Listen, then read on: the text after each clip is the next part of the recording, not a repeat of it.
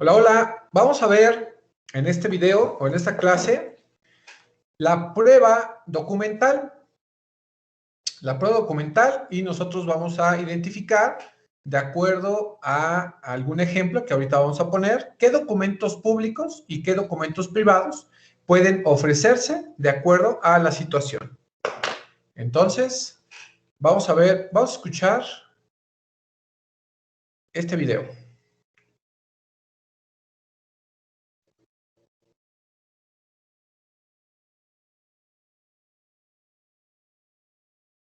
¿Qué tal?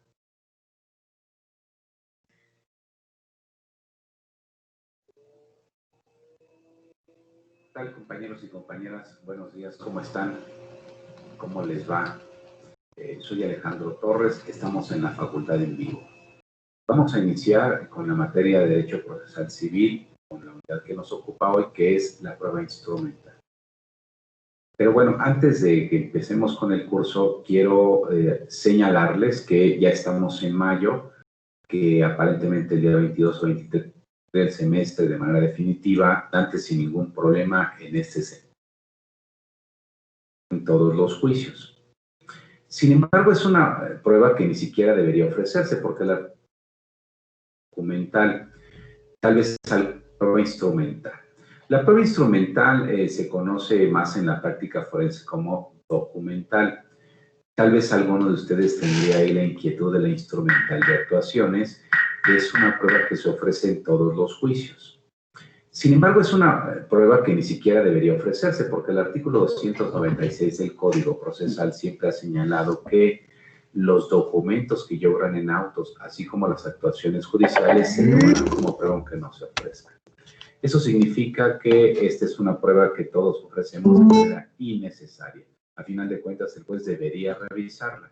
Y si vamos a ofrecer la prueba instrumental de actuaciones, mi sugerencia que he seguido siempre es señalen la foja, el escrito o la actuación específica que quieren que el juez analice, para que por lo menos sirva para que el juez ubique algo que ustedes consideran importante. Pero bueno, vamos a señalar el concepto que yo les voy a proponer, es lo primero que venimos haciendo siempre, y aquí las cosas se complican bastante porque, pues, dar una definición de un documento no es algo sencillo, porque documento no es un sinónimo de papel, mucho menos de compilación de papel. Entonces, vamos a proponer de la siguiente manera. La prueba documental es el medio de convicción que consta en cualquier superficie que contiene letras, símbolos, signos, susceptibles de una interpretación uniforme por un sector de la población. Con esto, que es muy genérico, pero yo opino que así debe de ser, pues podemos englobar todo lo que es un documento. Por ejemplo, un libro, por ejemplo, las notas de alguien, por ejemplo, un video, por ejemplo, la transmisión de mensajes a través de WhatsApp, de Viber, de cualquier aplicación que ustedes usen, también los correos electrónicos y podremos poner ahí incluso las películas. Todo esto que nosotros vemos y que percibimos y que interpretamos, pues son documentos. Al final, ahora, lo importante para el mundo jurídico que nos ocupa es que esos documentos sean atribuibles a alguna persona. Porque si nosotros encontramos alguna nota por ahí de una impresa en una computadora que no trae una fecha, que no trae una firma, pues no podemos vincularlo a ningún proceso ni ser evidencia de nada, porque no es atribuible a alguien. Entonces, lo importante en el proceso es que el documento podamos atribuirlo a alguien, ya sea a nosotros, a nuestra contraparte, a varias partes al mismo tiempo, y entonces eso es lo que generará una evidencia en el proceso. No olvidemos, en consecuencia, que los documentos no solo son las impresiones que tenemos.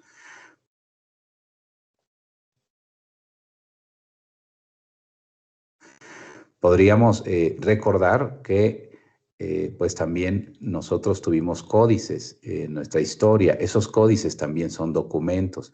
Los papiros que existían en Egipto también son documentos, que era una planta que se extendía y se escribía en ella y eso quedaba de manera permanente. Así fueron los primeros documentos egipcios, pero también nosotros aquí, con el tema de la intervención española, pues logramos que se hicieran algunos códices, se encontraron algunos códices y esos todavía permanecen. Y es más o menos la historia que se contaba a través de esos dibujos que eran interpretados de una manera uniforme. En fin, esto es lo que podemos decir en lo general de lo que es un documento. Y también, desde luego, los documentos digitales que veníamos platicando, las mensajerías de WhatsApp, los correos electrónicos, todo eso también, compañeros, pues son documentos, porque pueden en un momento dado ser atribuibles a alguien y demostrarse el contenido que se tenía.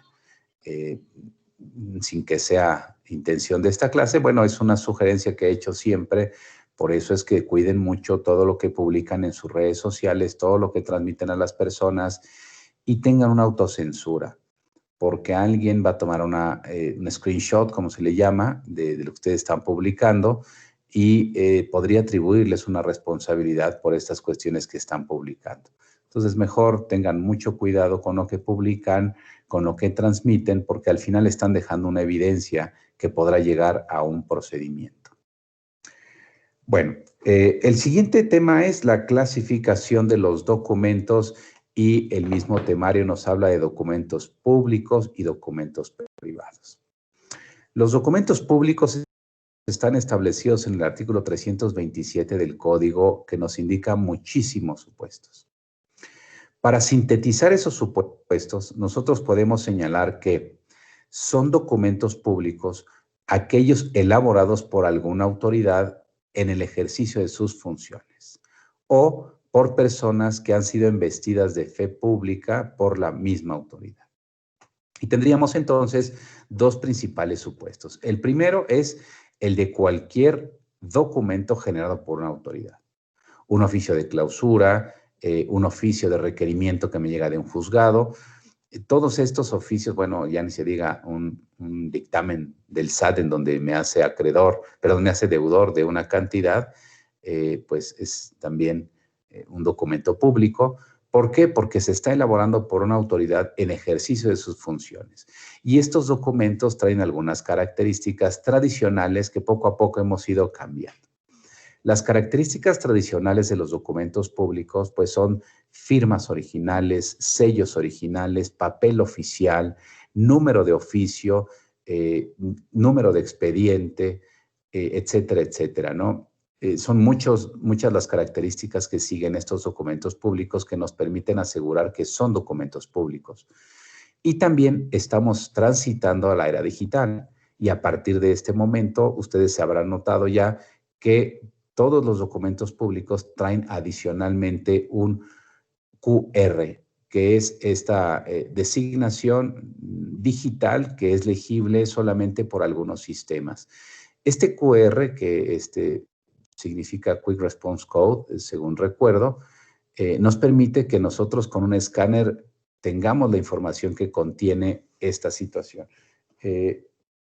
Seguramente estará bueno, incluso está en las resoluciones judiciales ya, las sentencias también traen su famoso QR.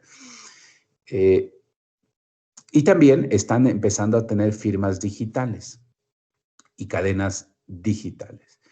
Esto es ya imparable, iremos avanzando necesariamente a tener la digitalización en todo lo que se está haciendo, llegaremos a los expedientes digitales en todos los tribunales de la República algún día, así que hay que irnos acostumbrando. Muchos requerimientos de autoridad, recuerden el buzón fiscal del SAT, pues todo es digital y todo es válido, se presume válido conforme a la ley.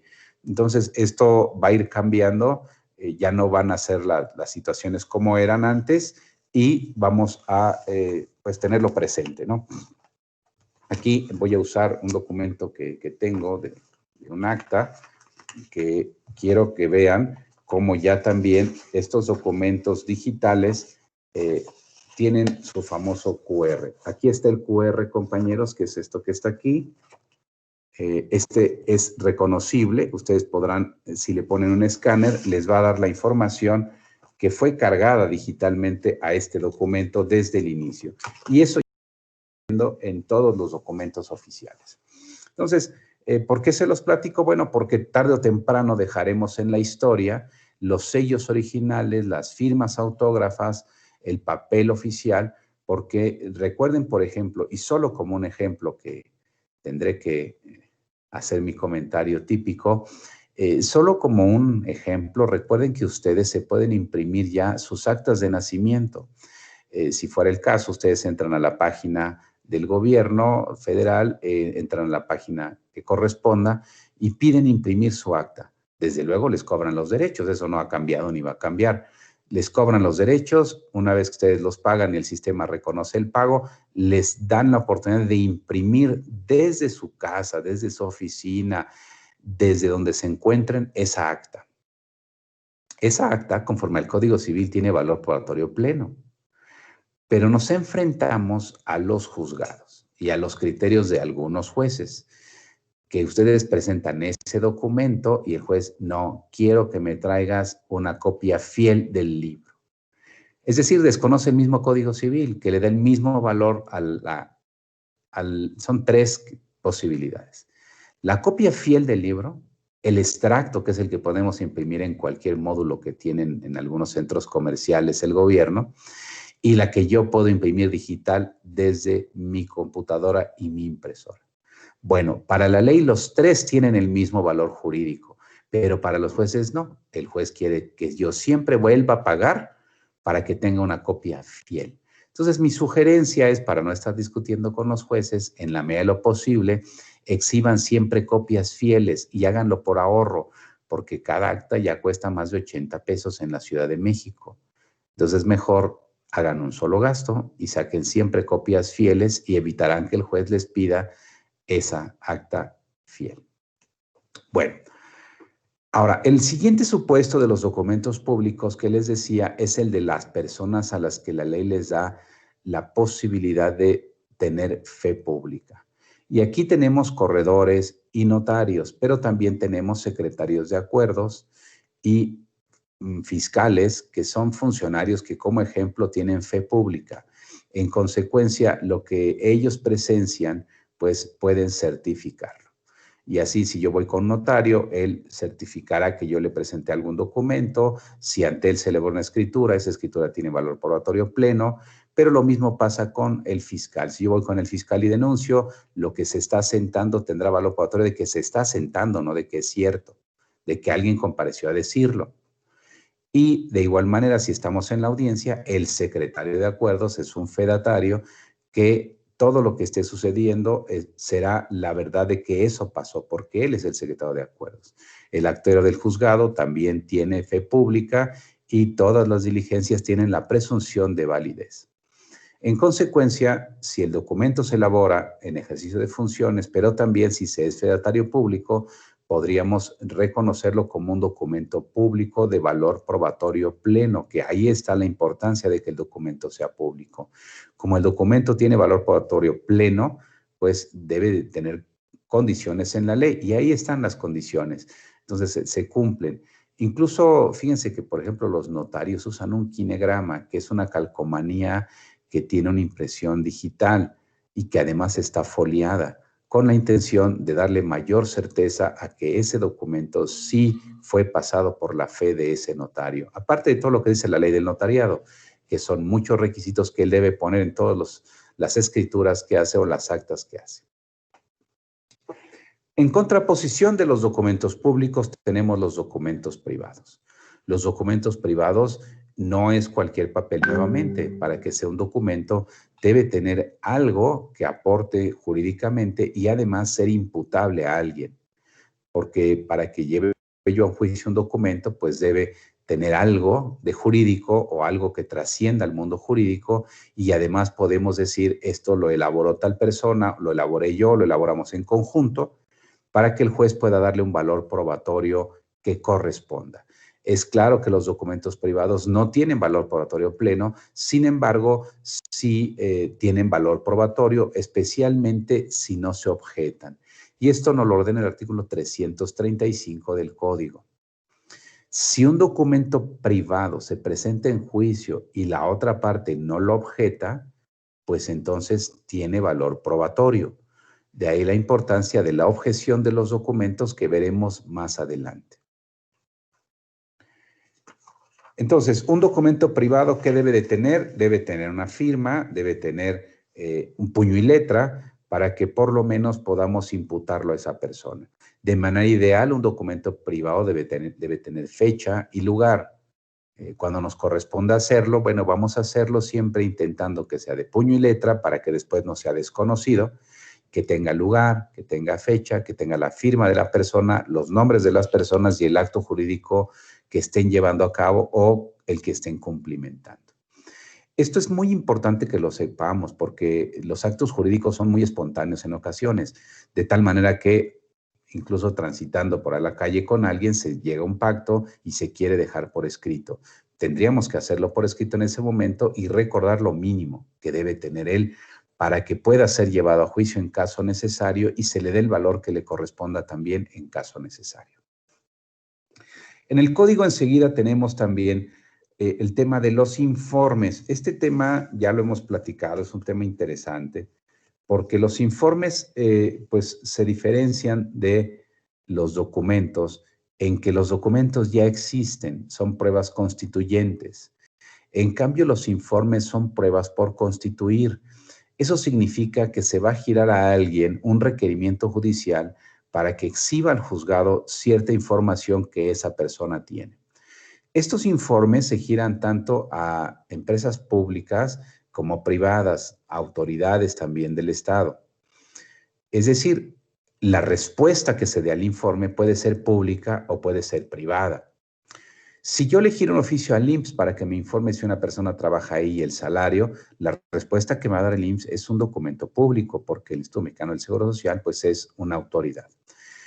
En cambio, si yo le giro el oficio al patrón, que es una sociedad anónima, para que me conteste, pues será una respuesta que no tenga valor probatorio pleno. ¿Por qué? Porque viene de un particular, es un documento privado.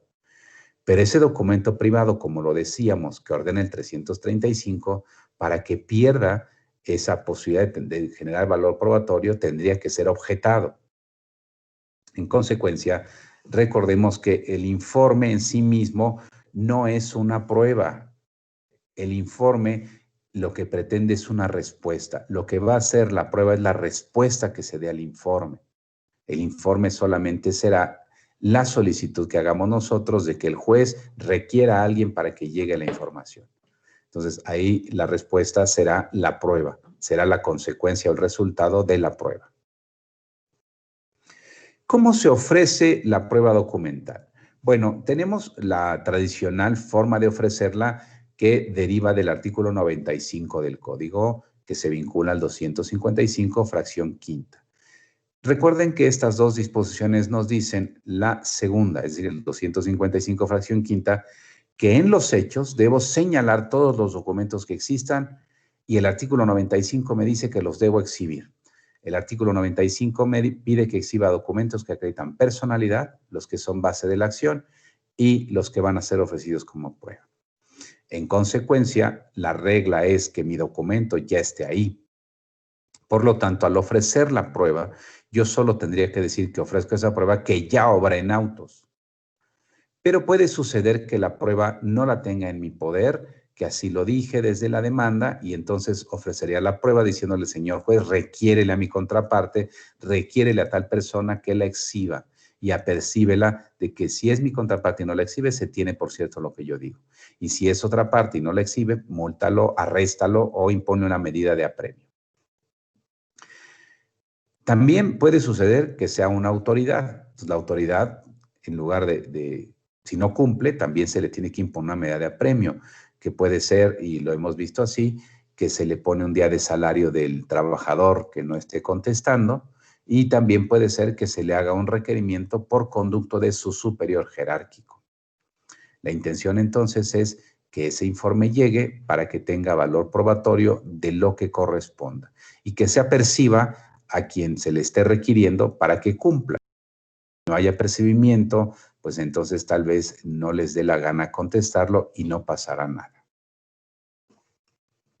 Yo lo ofrezco y si estoy pidiendo un informe, entonces gire el oficio, pero con el apercibimiento que sea severo para que cumpla y que le dé un tiempo prudente para que también lo responda. Desde luego esa información debe tenerla o haber una presunción de que la tiene, porque a lo mejor no tiene esa información y contestar diciendo no existe. Y eso, si no hay prueba en contra, tendrá que tenerse como válido. No tendremos algún otro requisito especial para el ofrecimiento, pero reitero, también tendrán que cumplirse los requisitos genéricos que ya hemos platicado para el ofrecimiento. Es decir, tendrá que decirse con qué hechos de la demanda o de la contestación se relaciona y por qué considero demostrará mis afirmaciones.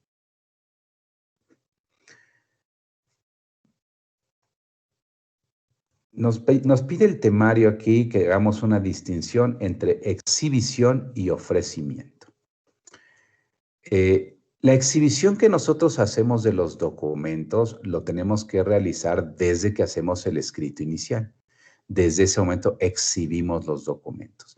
Y los exhibimos, como veníamos diciendo, por el artículo 95 que me lo impone como una carga procesal. Sin embargo, cuando viene el ofrecimiento de pruebas, pues yo tengo que hacer el ofrecimiento formal. Esto, pues, es algo que no es exigible en la ley porque el artículo 296 que hace rato platiqué siempre ha ordenado que los documentos que ya se exhibieron se tomarán como prueba aunque no se ofrezcan. Sin embargo, por el tema de sistemática y metodología que debe seguir todo abogado, pues por lógica resulta importante que yo ofrezca la prueba. Y cuando yo ofrezco la prueba, mi sugerencia es que la mencione con todos los datos que la identifiquen de una manera plena. Por ejemplo, el contrato de arrendamiento de fecha tal, celebrado entre tal y tal, respecto del inmueble tal que consta en 4 fojas escritas sola por una de sus caras. ¿Por qué toda esa descripción? Porque a veces, en casos extraordinarios, los documentos se pierden. Y me ha sucedido que en algunas sentencias se dice, y ese documento no lo exhibiste. Ese documento no sabemos qué tenía. Bueno, y afortunadamente ya en un órgano superior revisor, pues yo siempre he tenido ese cuidado y digo, ahí yo te lo dije y cuando tú admitiste la prueba dijiste que ahí estaba, que hoy no está, pues hay que reponerlo o búscalo. Por eso es importante que seamos pormenorizados al ofrecer, bueno, no nada más al ofrecer, desde que se exhiben los documentos, yo deberé dar todas las características que pueda de él por cualquier situación. Y cuando venga el ofrecimiento también lo haré, señalaré cuál es el contrato, quiénes intervienen y cuántas fojas puede tener. Con esto nos ayudaríamos en el futuro. Entonces, desde luego, exhibición y ofrecimiento no son lo mismo. La exhibición es que se haga llegar al juzgado y el ofrecimiento es que se señale como una de las pruebas que tenemos para acreditar los hechos constitutivos de nuestras pretensiones. Si esta prueba ya está exhibida o si se ofreció correctamente el informe, pues lo que corresponde es que el juez la admita. Debo hacer aquí una observación que deriva del artículo 95 en su fracción segunda. Si son el documento yo no lo tengo, pero se me puede expedir copia, para que el juez me admita esta prueba sin que yo la exhiba, debo exhibir una copia simple de ese documento o la constancia de que ya la solicité. Esto es muy importante porque si yo no le acredito al juez que ya la solicité, entonces no me la va a admitir, porque es una negligencia mía no estarla exhibiendo. ¿Por qué? Bueno, porque está en un archivo público, yo la puedo obtener y es lógico que yo no quiera esperarme para presentar mi demanda. Entonces la puedo presentar sin ese documento, pero no es válido que yo después le diga al juez que él la pida cuando yo la pude haber obtenido. En consecuencia, pues cuidado con acreditar haber solicitado el documento y manifestar bajo protesta, decir, ¿verdad?, que en este momento todavía no se tiene, pero que se exhibirá oportunamente. ¿Cómo se prepara la prueba? Bueno, tradicionalmente no requiere preparación toda vez que ya está exhibida y es una prueba preconstituida. Solo requiere preparación cuando yo no la tengo, en los dos casos que hemos platicado. Que yo le manifesté bajo protesta al juez que yo no la tenía y la tiene mi contraparte. Entonces, ofrezco la prueba pidiendo que se le requiera. y el juez tendrá que hacer ese requerimiento con un apercibimiento, ya sea de que se tenga por cierto o de que se le imponga una multa a quien incumpla. Pero también tendré que prepararla cuando yo espero la respuesta de un informe. Entonces aquí la preparación es, ya que el juez admitió la prueba, me tienen que dar un oficio, yo tengo que llevar el oficio a la autoridad o a la persona de que se trate y exhibir esa minuta sellada. ¿Qué es una minuta sellada? Bueno, es el oficio que yo ya presenté con el sello que me pone la autoridad que la recibe o la persona que la recibe y con los datos de la persona que la recibe. Entonces, eso nosotros lo conocemos como una minuta. Esa minuta yo la exhibo al juzgado con una promoción y le digo, señor juez, ya lo solicité. Podría esperarme en 3 días para exhibirlo y decirle, señor juez, ya transcurrieron los 3 días que le diste y no ha contestado. Aquí te acredito que lo pedí y gira un oficio recordatorio. Entonces, la preparación es estar insistiendo todo lo que sea necesario hasta que la respuesta al informe llegue al juzgado. ¿Para qué? Para que esté preparada para el día de la audiencia y no me la vayan a declarar desierta por una negligencia mía. Entonces, hay que estar al pendiente de esa preparación. Que me den el oficio, que se presente el oficio y que si no llega la respuesta en los 3 días que le dio el juez o en los 5 días que le dio el juez, pida un oficio recordatorio, lo recibo, lo vuelvo a llevar y así hasta que llegue la respuesta. Ahora vamos a algo que no se cumple como debería y que es el desahogo de la prueba. Aquí tenemos un vicio desde que yo me acuerdo. Y este vicio consiste en poner una frase sacramental cuando se llega al desahogo de la documental. Y solamente se pone en todos los juzgados prácticamente.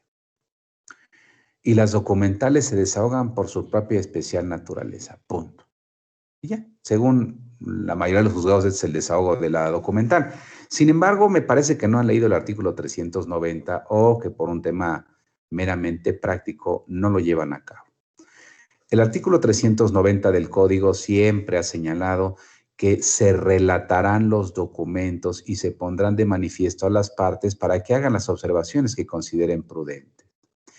Eso significa que lo que debería hacerse es tener ahí el sobre o los sobres de los documentos y decirle a las personas, aquí están los documentos, aquí está este documento. ¿Alguna observación? Ninguna. Adelante. Este documento, ¿alguna observación? Ninguna. Pero también podría suceder que digan, este documento, sí, su señoría, yo le quiero poner énfasis a este renglón de este documento que señala lo siguiente. Esa es la intención de la documental. En su desahogo, que yo le diga al juez qué es lo importante para mí en ese momento de la prueba. Pero bueno, no sucede, 1 o 2 juzgados lo hacían, ya en las últimas audiencias que he estado compareciendo, en todas prácticamente se hace esa manifestación. Se desahogan por su propia especial naturaleza. Eso no está en ninguna disposición, nunca ha estado, aunque lo he escuchado toda mi vida en los juzgados. Me parece que es una frase muy práctica, pero muy hueca. Lo que deberíamos nosotros es pedir que se pongan a la vista, especialmente si nos interesa.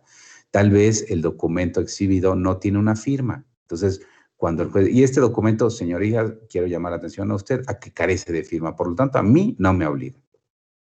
Ya, sería un argumento muy básico, pero suficiente para que el juez no tome en cuenta ese documento en el momento del desahogo. Ahí que el juez vea que no tiene la firma. Eso es importantísimo. Bueno, ya que llega el oficio, si fuera un informe, pues el juez da vista a las partes y si no hay mayor observación, se tendría por desahogada la prueba con esa respuesta. Ahora vamos a 2 temas que son muy, muy importantes en la materia de prueba documental y que son estas formas de contradicción de la prueba.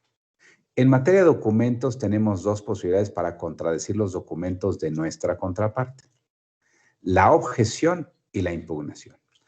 Ambas son figuras diferentes, se rigen de manera diferente, tienen consecuencias diferentes y términos diferentes. Por eso es importantísimo no confundirlas. Desafortunadamente la jurisprudencia las ha fundido en un género y una especie, lo cual resulta innecesario y confuso. Si nosotros nos quedáramos nada más con que los documentos pueden ser objetados o impugnados, ya no tendríamos ninguna duda. La objeción de documentos consiste en elaborar argumentos lógico-jurídicos para disminuir el valor probatorio de un documento, porque no es idóneo, porque no es suficiente.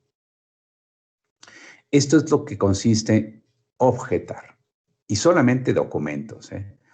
Es decir, vamos a las reglas de los artículos 335 y 340 del Código de Procedimientos Civiles. Objetar solo consiste en argumentar, no en demostrar. Pero objetar tampoco consiste en lo que hacen muchos abogados, que es insuficiente. Objetar no consiste en decir objeto en cuanto a su alcance y valor probatorio de los documentos de mi contraparte, punto. No, objetar consiste en decir, señor juez, objeto el documento de fecha tal por esto, esto y esto. Objeto el documento de fecha tal por esto, esto y esto. Es decir, debo hacer una objeción pormenorizada y particular de cada uno de los documentos. En materia familiar es muy usual que nos presenten los tickets del centro comercial como pago supuesto de alimentos. Estos tickets, desde luego, son genéricos, no tienen quién los pagó, ni con qué los pagó, ni para qué los pagó, pero también traen una lista completa de lo que se pagó. Entonces yo podría objetar ese documento diciendo que no acredita quién lo pagó, ni el destino que tienen esos supuestas compras. Pero por si eso fuera poco, dentro de esas compras encontramos cigarros. Entonces, así sí podemos objetar. Estamos dando argumentos contundentes, claros sobre cada documento. Y así es como se hace una objeción. Lo otro, la verdad es que no es objetar, es estar perdiendo el tiempo todos. Esta objeción debe hacerse en materia procesal civil dentro de los 3 primeros días de que se abre el juicio a prueba. Es decir, que una vez que termina la audiencia previa de conciliación y excepciones procesales, yo tendría 3 días para objetar los documentos de mi contraparte. Por ahí hay una jurisprudencia que pues es legal, pero que no es una recomendación que yo podría hacer. Hay una jurisprudencia que dice que se pueden objetar los documentos desde que se contesta porque no genera perjuicio a nadie. Pero la verdad es que sí le genera un perjuicio a quien la está haciendo. Y lo aclaro con toda precisión. Si yo al contestar la demanda objeto los documentos de mi contraparte, pues lo lógico es que él va a perfeccionar sus documentos cuando ofrezca pruebas. Ya ven, resultó en mi perjuicio haberle dicho que estaban mal sus documentos. En cambio, si yo objeto los documentos ya que se fijó la litis y ya que pasaron esos 3 días del ofrecimiento, pues él ya no puede ofrecer nuevas pruebas. Ya las que él pudo ofrecer ya lo hizo. Pero recuerden que si al contestar la demanda yo le digo algo, él puede ofrecer nuevas pruebas por esas cosas que yo le estoy diciendo. Entonces mejor no le abran los ojos, no le digan que están mal sus documentos, que son insuficientes, que no son idóneos. Aunque la jurisprudencia lo diga, pues no le hagan caso a la jurisprudencia. Mejor háganle caso a su estrategia y a no darle herramientas a la contraparte para perfeccionar sus documentos. ¿Qué efectos produciría la objeción? Pues simplemente que el juez debe revisar mis argumentos para decidir si esos documentos tienen o no el valor probatorio que se pretendía. Y esto, queridos compañeros, lo va a hacer hasta la sentencia. ¿Por qué? Porque estamos nosotros objetando el valor de ese documento y como tal, el juez solo en la sentencia puede revisar el valor de las pruebas. Y será cuando revise la documental que decida si la objeción lo convenció o no. Y punto. De la objeción no se tiene que dar vista, ¿eh? La objeción simplemente son argumentos, el juez los tiene por formulados y en la sentencia los valorará. Ahora vamos a la impugnación. La impugnación está prevista en el artículo 386 del Código y sí es un incidente. Y la impugnación como incidente requiere pruebas. Pero la impugnación consiste en el incidente por el que se pretende demostrar que un documento es falso o ha sido alterado. En consecuencia, al interponer el incidente, asumo la carga de la prueba para demostrar que es falso o está alterado. Hay pruebas tradicionales dependiendo de la impugnación y el contenido de la impugnación.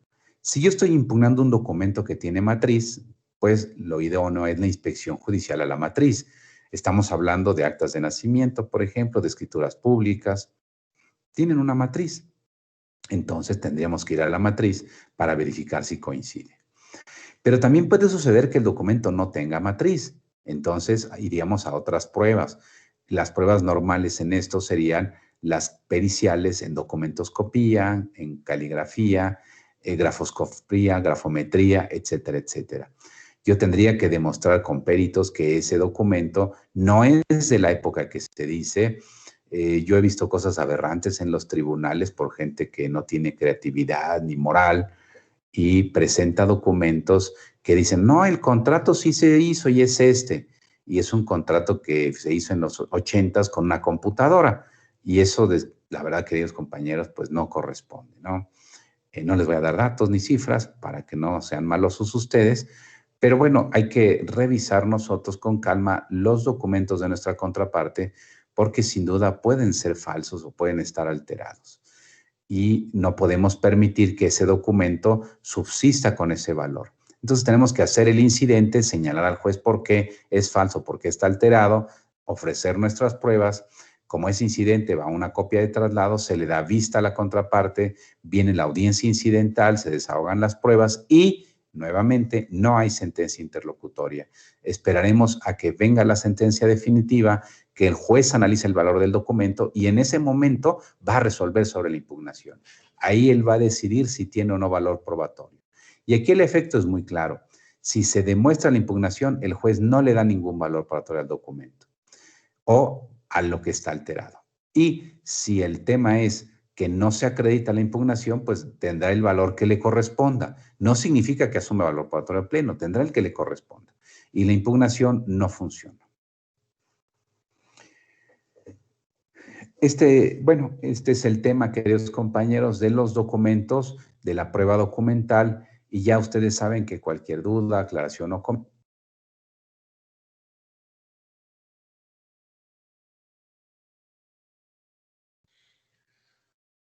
¿Dudas, jóvenes, de esta prueba? Creo que mejor explicada, más que suficiente, ¿no?